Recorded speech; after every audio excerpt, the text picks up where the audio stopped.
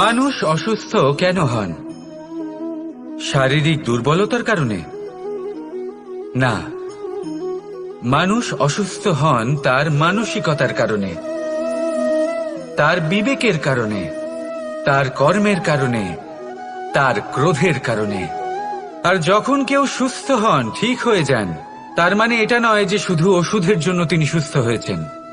না, এটা কারোর তার প্রতি প্রেমের প্রভাব, বিশ্বাসের প্রভাব, সম্বলের প্রভাব। শুধুমাত্র ওষুধ দিয়ে কিছুই হয় না। যদি মনে প্রেম থাকে, বিবেক থাকে, বিশ্বাস থাকে, সম্বল থাকে, তবেই সেই ওষুধ কাজ করতে পারে। তাই মনে রাখবেন, এই জীবন হলো অত্যন্ত ছোট। মনে প্রেম ভাব রাখুন, মিত্রতা করুন, শত্রুতা নয়। ভালোবাসুন, বিদ্বেষ নয়। আর এই ভালোবাসার সাথেই বলুন রাধা রাধা। মানুষ নিজের জীবনে ঈশ্বরকে খুব মান্য করে, ওনার জন্য কি না করে। ভিন্ন ভিন্ন নামে তাকে স্মরণ করে, তাকে পুজো করে, তার আরাধনা করে। সে জানে যে ঈশ্বর তাকে শক্তি অবশ্যই দেবেন, তাকে সাহায্য অবশ্যই করবেন। কিন্তু যখন প্রশ্ন আসে গুরু এবং ঈশ্বরের, তখন গুরুর মান কখনো কম হওয়া উচিত নয়। কারণ সত্যি বলতে কি, গুরুই হলেন সেই সিঁড়ি যা বেয়ে আপনি ঈশ্বরের কাছে পৌঁছানোর পথ খুঁজে পাবেন। সেই পথ আপনি গুরুর থেকেই পাবেন। গুরু না থাকলে আপনি কখনো ঈশ্বর লাভ করতেই পারবেন না। আর জীবনে অনেক সময় লক্ষ্যের থেকেও অনেক বেশি গুরুত্বপূর্ণ হলো পথ। তাই এই পথের সম্মান করতে শিখুন, অর্থাৎ গুরুকে সম্মান করতে শিখুন। কারণ গুরুই হলেন পরমেশ্বর। তাহলে আসুন আর আমার সাথে ভালোবেসে বলুন রাধা রাধা। জীবনে এমন কিছু কাজ রয়েছে যা আপনাকে একাই করতে হয়, আর এমন কিছু কাজ রয়েছে যা আপনাকে একসাথে মিলে করতে হয়, একজোট হয়ে, সঙ্গবদ্ধ হয়ে। এবার সঙ্গবদ্ধ বলতে কি বোঝাতে চাইছি? আমি তাদের কথা বলছি না যারা বাস্তবিকভাবে একে অপরের সাথে কাজ করেন। আমি তাদের কথা বলছি যারা একে অপরের থেকে দূরে থেকেও একে অপরকে বিশ্বাস করেন। আমি আগেও বলেছিলাম, সমস্ত বিশ্বের আশা বিশ্বাসেই বসবাস করে, তাই না? তাই যেখানে সমস্ত বিশ্ব আছে, সমস্ত সংসার আছে, সেইখানেই বিশ্বাস রয়েছে। তাই আপনার আশেপাশে এমন দল সঙ্গবদ্ধ করুন যাদের আপনার উপর বিশ্বাস আছে আর যাদেরকে আপনি বিশ্বাস করতে পারেন। তাহলে আসুন আর আমার সাথে ভালোবেসে বলুন রাধা রাধা। মানুষ এক অত্যন্ত বিচিত্র প্রাণী। পরিকল্পনা করে, ষড়যন্ত্র করে, প্রচেষ্টা করে, কাউকে পরাজিত করার চেষ্টাও করে। সাপকে একটা দড়ি মনে করে হাতে চেপে ধরার চেষ্টা করে, কিন্তু একটা কথা বুঝতেই পারে না, সময়ের এই সাপ, এটা হাতে চেপে ধরাই যায় না। আর আপনি যা করবেন তা আবার ফিরে আসবে আপনারই সামনে। দেখুন, এতে কিছুই যায় আসে না যে আপনি কুম্ভকারের পুত্র নাকি কৃষ্ণের পুত্র। যদি আপনি অনুচিত কর্ম করেন তাহলে আপনার সাথেও অনুচিতই হবে। অশুভ কর্ম করলে আপনার সাথেও অশুভই হবে। কুরু বংশ অত্যন্ত মহান বংশ ছিল। এই কুরু বংশ কি হলো তার সাথে? একটা গোটা বংশ বয়ে গেল, কারণ ওনাদের উদ্দেশ্য অশুভ ছিল।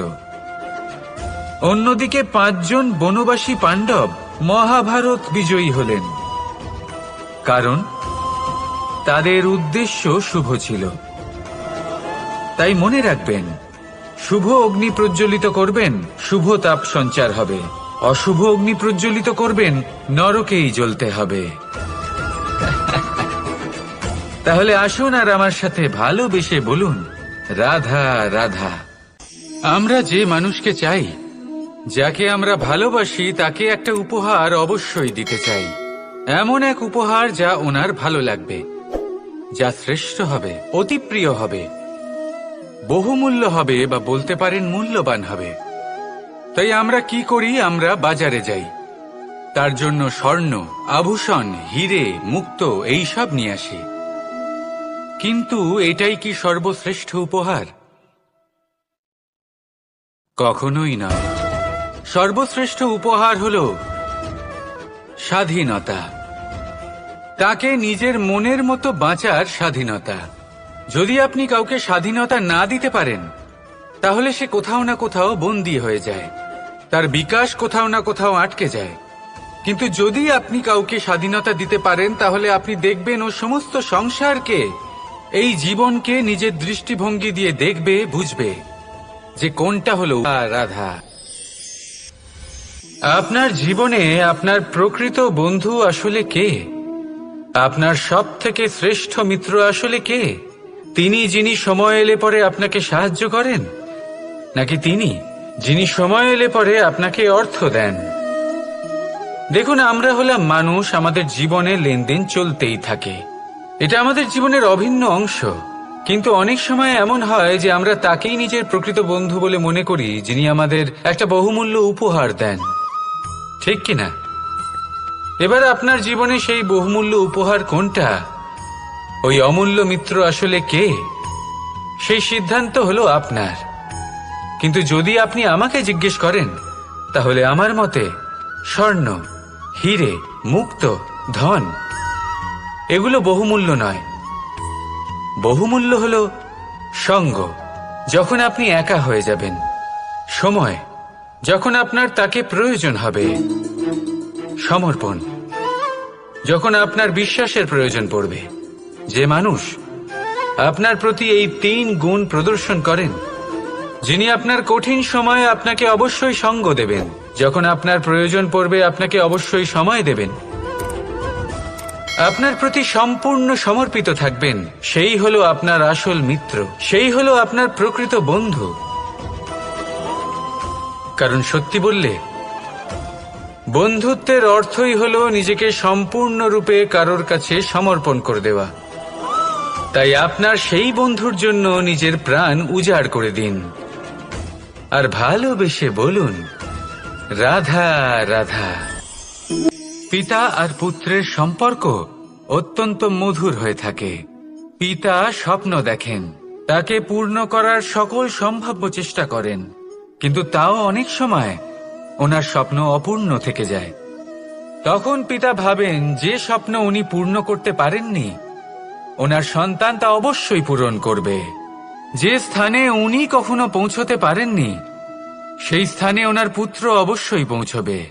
পিতা নিজের সন্তানের ভবিষ্যৎ নিয়ে সেই স্বপ্ন দেখেন, আর যখন সেই সন্তান সামনে এগোতে থাকে, তখন তার দুঃখ হয় না, বরং গর্ব হয়। ওনার ভালো লাগে এটা দেখে যে ওনার সন্তান অনেক উন্নতি করছে। কিন্তু যখন সন্তান নিজের অভিভাবকের শক্তি দেখে, তার যশ দেখে হিংসা করতে থাকে, সমস্যা সেইখানেই শুরু হয়। সেই জন্য সকল সন্তানকে এটা মনে রাখতে হবে, দেখুন, পুত্র হবার সুবাদে, এক সন্তান হবার সুবাদে এটা হলো আপনার অধিকার যে আপনি আপনার পিতার থেকে বেশি উন্নতি করবেন। আপনার পিতাও এটাই চান, কিন্তু সুস্থভাবে এটা করুন। একটা রেখা টেনে নিন, যাতে আপনি তাতে এগোতে পারেন, আর আপনার পিতার তাতে গর্ববোধ হয়, আর সেই বিষয়ে দুঃখ না হয় যে আমার সন্তান আমাকেই ছোট করার চেষ্টা করছে। ইতিহাস সাক্ষী রয়েছে, যে মানুষ অন্য কাউকে ছোট করার চেষ্টা করেছেন, সেই মানুষই ছোট হয়ে গেছেন। আর আমার মনে হয় না আপনি এটা চান, কারণ কোনো একদিন আপনিও কারোর পিতা হবেন। আসুন আমার সাথে ভালোবেসে বলুন, রাধা রাধা। ভক্তি আর শক্তি, এই দুইয়ের মধ্যে সম্পর্ক অত্যন্ত সরল। মানুষ ভক্তি করেন যাতে তিনি শক্তি লাভ করতে পারেন, আর শক্তি লাভ করার পরে ভক্তি ভাব ভুলে যান, আর শক্তির প্রতি আসক্তিতে মত্ত হয়ে যান, আর সেখান থেকেই তার বিনাশ শুরু হয়। কেন? কারণ ভক্তির দ্বারা প্রাপ্ত শক্তি অন্য কারোর হিতের জন্য ব্যবহার করতে হয়, অন্য কারোর মঙ্গল করার জন্য ব্যবহার করতে হয়, কারোর বিনাশের জন্য নয়। এবার যদি আমি আপনাদের একটা উদাহরণ দিয়ে বোঝাই, তাহলে কোদাল দিয়ে আমরা মাটি কোপাতে পারি। একটা গর্ত খুঁড়তে পারি, যাতে একটা নতুন বৃক্ষ জন্ম নিতে পারে, একটা বৃক্ষ যা অন্য জীবকে ফল প্রদান করবে, যাত্রীদের ছায়া প্রদান করবে। কিন্তু এই কোদালের ব্যবহার যদি আমরা অন্য কারোর ক্ষতি করার জন্য করি, তাহলে ক্ষতি শুধুমাত্র আমাদেরই হবে। তাই জীবনে যদি আপনি কোনো শক্তি লাভ করেন, হয়তো ভক্তির দ্বারা বা অন্য যেখান থেকেই হোক, তার সদ্ব্যবহার করতে শিখুন, নয়তো এই প্রাপ্ত শক্তি আপনার পতনের কারণ হয়ে দাঁড়াবে। তাহলে আসুন আমার সাথে ভালোবেসে বলুন, রাধা রাধা। কর্ম, ধর্ম আর কর্তব্য, এই তিনটি একে অপরের সাথে জড়িত। আর অনেক সময় এই তিনটি পালন করতে করতে আমাদের সেই ব্যক্তির সামনে গিয়ে দাঁড়াতে হয়, তার বিরুদ্ধেই যেতে হয়, যাকে আমরা সব থেকে বেশি ভালোবাসি। কিন্তু সেইখানে এই যুদ্ধ কোনো ব্যক্তিগত যুদ্ধ থাকে না, এ হলো কর্ম, ধর্ম আর কর্তব্যের যুদ্ধ। এটা সরল নয়, অত্যন্ত কঠিন হয় তার সম্মুখীন হওয়া যাকে আমরা সব থেকে বেশি সম্মান করি। কিন্তু আমাদের তো আমাদের ধর্মের পথে চলতেই হবে, কারণ আমরা কর্মবদ্ধ, কর্তব্যবদ্ধ, আর এটাই করা উচিত। শুধু এটুকু মনে রাখবেন, যদি আপনার উদ্দেশ্য শুভ হয়, আপনার ভাবনা শুভ হয়, আপনি যদি কর্ম, ধর্ম আর কর্তব্যের পথে অগ্রসর হন, তাহলে এই প্রক্রিয়াতে যদি আপনাকে আপনার আরাধ্যেরও সামনে দাঁড়াতে হয়, তাহলেও আপনার কোনো ক্ষতি হবে না। তাহলে আসুন আর আমার সাথে ভালোবেসে বলুন, রাধা রাধা। সাথী, সাথী এই শব্দটির ব্যাখ্যা কে কিভাবে করে? মিত্র, সখা, বন্ধু। কিন্তু অর্থ একটাই, তিনি যিনি আপনার সঙ্গী হন আর তিনি যার সাথী আপনি হন। এবার সব থেকে বড় প্রশ্ন হলো এটাই যে তিনি কে হতে পারেন যাকে আপনি আপনার সাথী বলে মেনে নিতে পারেন, নিজের সখা, নিজের মিত্র, নিজের বন্ধু মেনে নিতে পারেন। আপনার সাথী হলেন তিনি যিনি দুঃখের সময় আপনার পাশে থাকবেন, আপনার হাত ধরে থাকবেন। আপনার সাথী হলেন তিনি যার হাত আপনি নিজের সুখের দিনে ধরে থাকবেন। সেই সাথীরই হাত ধরুন যিনি দুঃখে সবসময় আপনাকে সাহায্য করার জন্য তৎপর হয়ে থাকেন, আপনার পাশে থাকেন, আর যাকে সুখের দিনে আপনি আপনার সাথে রাখতে পারেন। আর যখন আপনার সাথে আপনার এই সাথী থাকবে, তখন আপনি এটা বুঝবেন যে যখন জীবনে দুঃখ আসে, তখন এই দুঃখ কমে যায়, সবার মধ্যে ভাগ হয়ে যায়। আর যদি তখন সুখ আসে, তাহলে সেটা সবার উপস্থিতিতে আরো বেড়ে যায়। এটাই হলো প্রেম, এটাই হলো ভালোবাসা, এটাই হলো সঙ্গ, যেমন সম্পর্ক আমার আর রাধার মাঝে। তাহলে আসুন আর আমার সাথে ভালোবেসে বলুন, রাধা রাধা। মানুষ জীবনে তিনটে কাজ অবশ্যই করে থাকে, কিছু দান করে, কিছু গ্রহণ করে, আর কিছু ত্যাগ করে দেয়। এটাও ভাবতে থাকে যে এটা করলে কিভাবে করবে। দেবার জন্য পর্যাপ্ত ধন নেই, নেবার জন্য সংসারে অত স্নেহ নেই, আর ত্যাগ করার জন্য জীবনে এত সুখই নেই, তাহলে কিভাবে করবে? আসলে আমরা বস্তুগত চাহিদা অর্জনে এত ব্যস্ত হয়ে পড়ি যে আমরা বুঝতেই পারি না যে কি নেবার আছে, কি দেবার আছে, আর কি ত্যাগ করার আছে। তাহলে আজ আমি আপনাকে বলেই দিই, মনে রাখবেন এই তিনটে গুরুত্বপূর্ণ গুণ, তিনটে গুরুত্বপূর্ণ কথা। দেবার জন্য আছে দান, নেবার মতো আছে জ্ঞান, আর ত্যাগ করার মতো আছে অহংকার। যখন আপনি দান করতে শিখে যাবেন, জ্ঞান অর্জন করার শক্তি আপনা থেকেই আপনার মধ্যে চলে আসবে। আর যখন এই জ্ঞান আপনার মধ্যে প্রবেশ করবে, অহংকার আপনা থেকেই আপনার থেকে দূরে চলে যাবে। যে ব্যক্তি এই তিনের মধ্যে ভারসাম্য বজায় রাখতে পারে, তার বর্তমান, ভূত, ভবিষ্যৎ, লোক, পরলোক সবকিছু শুধরে যায়। যেই দিন আপনি দান করতে শিখে যাবেন, জ্ঞান আহরণ করতে শিখে যাবেন, অভিমান ত্যাগ করতে শিখে যাবেন, আপনার সর্বশক্তিশালী, সর্বশক্তিমান পরমেশ্বরেরও প্রয়োজন পড়বে না। কারণ তখন ঈশ্বর আপনার মধ্যেই বাস করবেন। তাহলে আসুন আর আমার সাথে ভালোবেসে বলুন, রাধা রাধা। প্রেম এই সংসারে এসেছিল এই সংসারকে প্রেমের শিক্ষা দেওয়ার জন্য, এই জীবনের সুখের অনুভূতি আসলে কি তা শেখানোর জন্য। কিন্তু যদি সত্যি কথা বলি, তো আমি নিজেই প্রতিদিন প্রেমের নতুন নতুন স্বরূপ দেখতে পাই, প্রেমের একটা নতুন অনুভূতি প্রত্যেক নতুন দিনে। আর তার কারণ হলো এই প্রেম অনন্ত, এ হলো দৈব। প্রেম হলো এই সংসারের সব থেকে বড় ঢাল এবং সব থেকে বড় অস্ত্র। এই প্রেম ছাড়া না কোনো ন্যায় হয় আর না কোনো শাস্ত্র, না জীবন আছে আর না অন্ত। এবার যদি এই প্রেম মনের মধ্যে বাস করতে শুরু করে, তাহলে কখনো কোনো সমস্যাই হবে না, আর যদি হয়েও থাকে তাহলে তা স্থায়ী হবে না। এই প্রেম কি না করতে পারে? এই প্রেম সমস্ত সমস্যা মিটিয়ে ফেলতে পারে, আপনার মনের মধ্যে অহংকারকেও বিনাশ করে দিতে পারে, আপনাকে সাক্ষাৎ ঈশ্বরের সাথে দেখা করাতে পারে।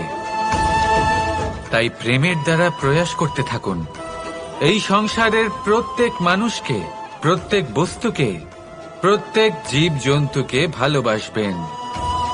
আর এই প্রেমের দ্বারাই বলুন, রাধা রাধা। বরদান অত্যন্ত বিচিত্র এক বিষয়, কিন্তু দেখতে গেলে এই বরদান কি না করতে পারে?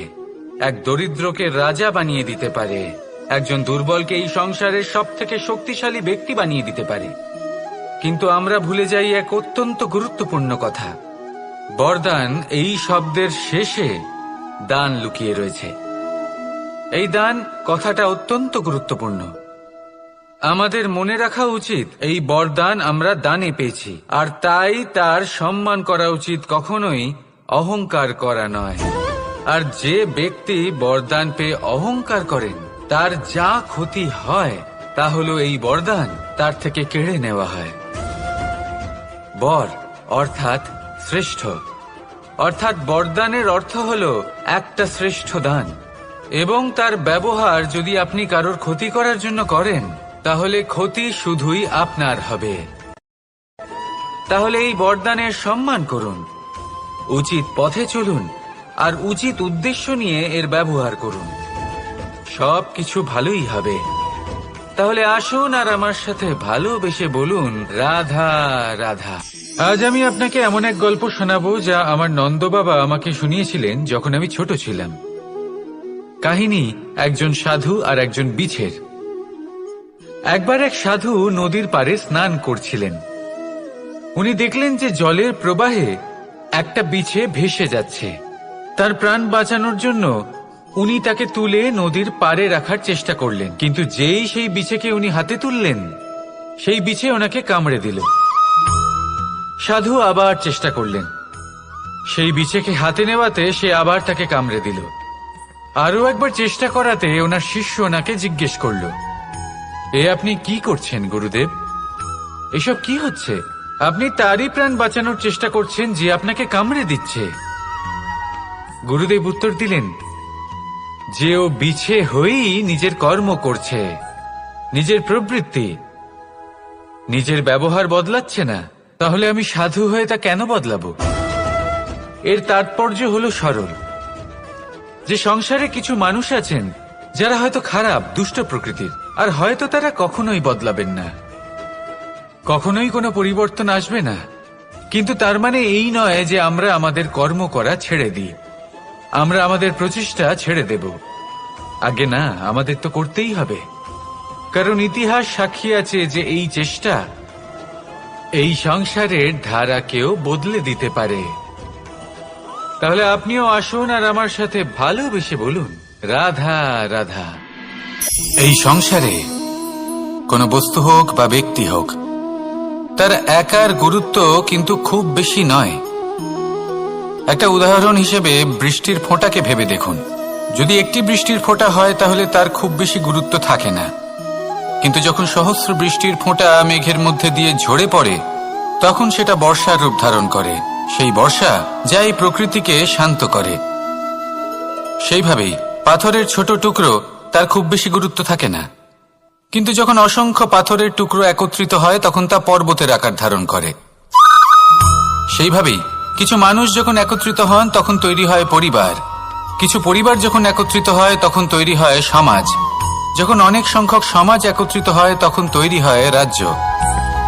এবার এই রাজ্যের সবথেকে গুরুত্বপূর্ণ ব্যক্তি হতে পারেন রাজা, কিন্তু তাও সেই রাজা একা কিছু করতে পারেন না। যুদ্ধ লড়ার সময় তারও নিজের সৈন্যদলকে প্রয়োজন পড়ে। কিন্তু এই সংসারে এমন একজন ব্যক্তি আছেন যিনি একাই সব কাজ করতে থাকেন, এবং সেই ব্যক্তি হলেন মা। আমাদের জীবনে একজন পিতার